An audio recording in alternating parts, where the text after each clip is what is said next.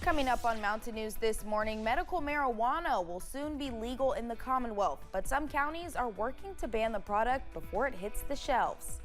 And Safe Haven baby boxes provide mothers an outlet to surrender their child as the Kentucky abortion ban continues. Dedicated to Eastern and Southern Kentucky, this is WYMT Mountain News This Morning. Good morning, I'm Madison Carmouche. We're coming up on 5 o'clock this Friday morning, and we did it, everyone. Everyone just take a moment of silence to celebrate. It's here, it's Friday. So let's send it over to meteorologist Tim Drawbridge for a look at your forecast. No moments of silence. Let's get into the party mode, right? Especially with high school football tonight. 52, dealing with some fog early on your TGIF. And as you can see, visibilities with some of the reporting stations, less than 5 miles this morning. So needless to say, a little extra time into work and school. And temperature-wise, like we promised yesterday, not as cool, and temps still do vary depending on where you are. Up the road at Jackson, it is 61. 50 though at Irvin, 54 at Jonesville, 57 at Harlan, and out your way in Somerset. Satellite with a composite, nothing is going on across the region, and high pressure right on top of us means another splendid day. And if you thought the last couple of days had been a little bit too cool for you and you don't want to quite let go of summer, guess what? Summer is coming back. Today, we'll call it seasonable, but still very comfortable with a lot of sunshine and up to 84 this afternoon in Hazard. More about your ARH First Alert 7-day forecast as we head through this 5 o'clock hour. Madison? All right, Tim, thank you. Yesterday, the Laurel County Fiscal Court voted to prohibit the sale of medical cannabis in Laurel County.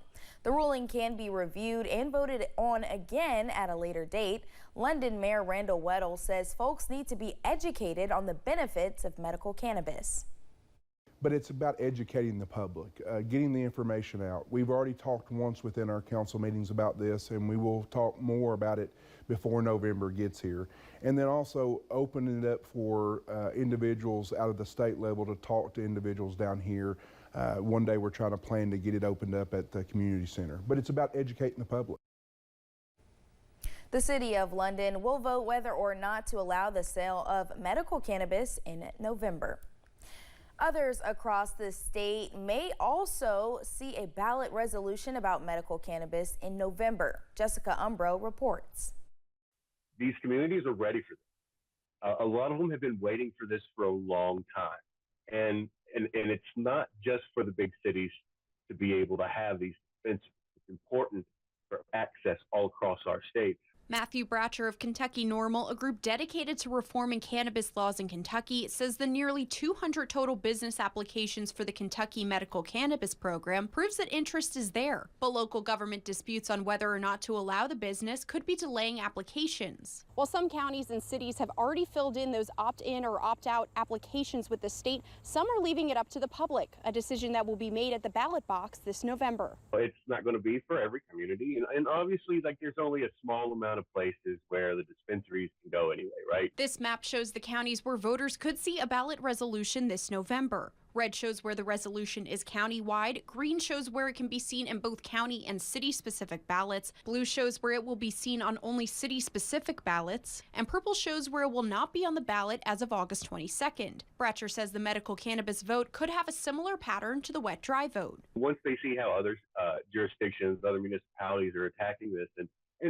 structuring their zoning ordinances and any kind of fee structure they may have, that'll make other places a whole lot more comfortable in allowing, say, a cultivation place. Bratcher says the key to the program is accessibility. You don't want to have an hour and a half drive just to pick up your medicine.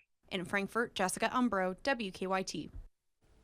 The list of opt-in and opt-out are not final. In Whitley County, for example, there is a measure making its way through local government that would prohibit the business in the county.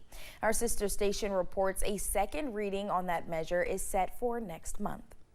Abortion access is an issue at the forefront of the conversation during this presidential election, and the split over the issue in Kentucky leadership could not be more clear. Alina Noakes reports. In 2022, Kentucky passed a near total ban on abortion. Governor Andy Beshear has emphasized that this leaves Kentuckians with no choice. But the Kentucky pro-life movement is pushing back, saying that this is a choice, the safe haven baby boxes, and they're working to make sure more people know exactly where to find them. In 2022, the same year the state authorized a near total ban on abortion, Kentucky lawmakers also passed a bill that legally allows a mother in crisis to surrender their baby in safe haven baby boxes. We want to make sure that our babies here in Kentucky have a different opportunity. We don't want them to be abandoned in boxes. We don't want them to be abandoned in trash bins or in trash bags. We want them to have a safe place. There are nearly 260 boxes across the nation, and 39 of those are in Kentucky. In an effort to increase awareness, Kentucky lawmakers unanimously agreed to require a hotline for the boxes be posted in all public schools, structured like the crisis hotline for human trafficking or suicide. Kentucky Right to Life, the state's leading pro-life organization, announced Thursday that they had printed enough hotline signs to be placed in 300 high schools, helping facilitate a mandate the state did not provide funds for.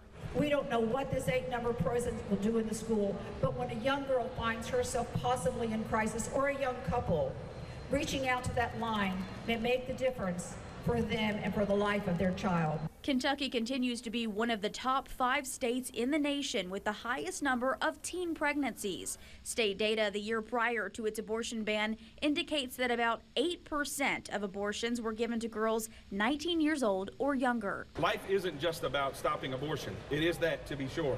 But it's also about making sure that our mothers and our fathers know that they have other choices and that they have supports around them. This all comes just days after Kentucky Governor Andy Beshear and abortion rights advocate Hadley Duvall took the stage at the Democratic National Convention, using the platform to decry his own state's abortion ban. That leaves 12-year-old girls like Hadley with no options. That fails any test of humanity, any test of basic decency, any test of whether you have any underlying empathy.